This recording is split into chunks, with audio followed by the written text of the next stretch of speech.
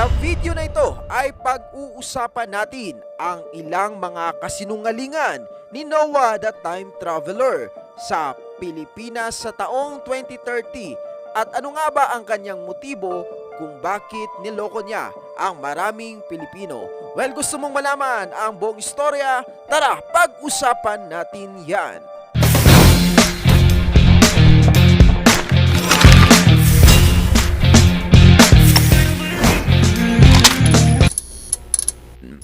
What's up? Kumusta mga Evadgers? Welcome back na naman po dito sa ating munting channel.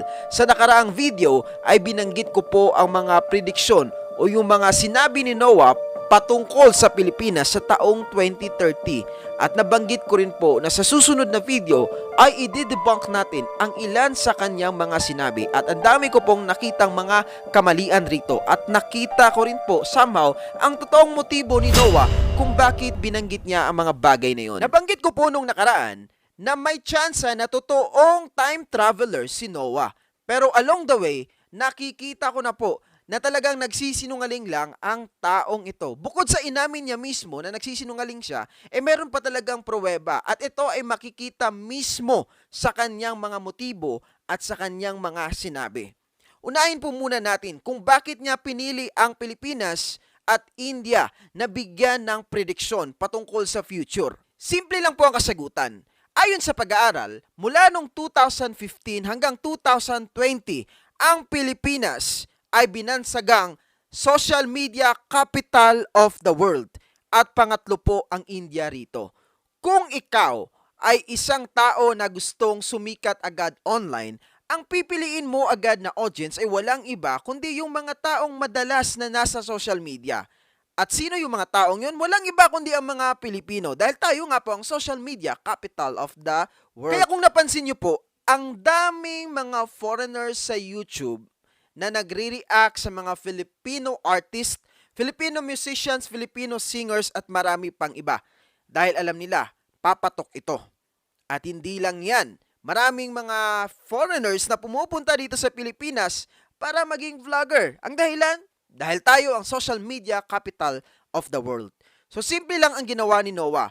Pinili niya ang Pilipinas at India dahil alam niya, ito ay makakatulong sa kanya sa social media para mabilis siyang sumikat. Ayon po sa pag-aaral, umaabot sa halos 4 hours mahigit na average ang nilalaan ng bawat Pilipino sa social media araw-araw. At partida pa po, mahina pa ang internet natin yan. Well, isa sa mga dahilan at binanggit kung bakit mahina ang ating internet ay dahil watak-watak po ang ating mga isla. At hindi lang yan mga Evadgers, outdated ang ating mga polisiya sa government na naging dahilan kung bakit hindi agad-agad mapabilis ang internet sa Pilipinas. At isa sa mga nakitang dahilan kung bakit tayo naging social media capital of the world despite of mahinang internet ay dahil madalas na kinokontak ng bawat pamilyang Pilipino ang kanilang member of the family. At hindi lang yan mga Evadgers, marami rin tayong mga murang smartphones tulad ng Cherry Mobile at MyPhone na naging dahilan kung bakit marami ang user ng FB, ng YouTube at iba pang social media platforms. At malamang sa malamang, alam po ito ni Noah. Gumawa muna siya ng research bago siya nag-appear sa internet. Lahat po ito nakaplano. At isa nga po sa talagang intentional na tinarget niya ay ang India at ang Pilipinas. Naniniwala ako na hindi po nag-iisa si Noah. Meron siyang mga taga-promote, meron siyang mga researcher, kumaga meron po siyang team.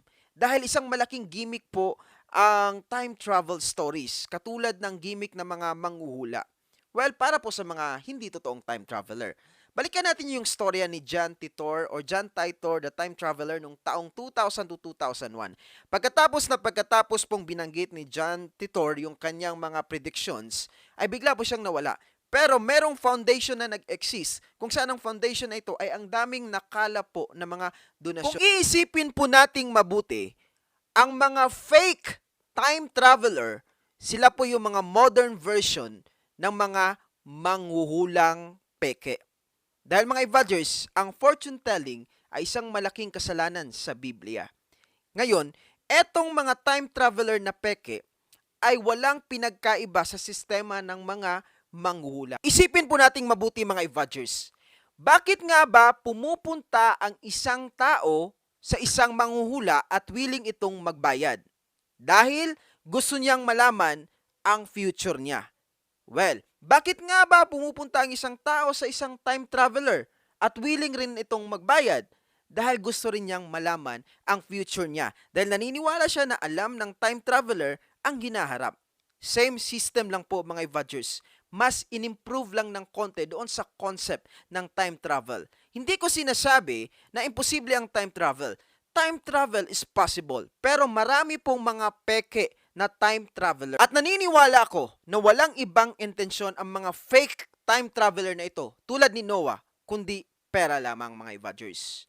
Ngayon, isa sa kasinungalingan na obvious na binanggit ni Noah ay yung patungkol sa pag-adapt ng Pilipinas ng brain microchip implantation. Alam natin na magpahanggang ngayon hindi pa po tapos na maimbento ni Elon Musk ang microchip na ito sa utak.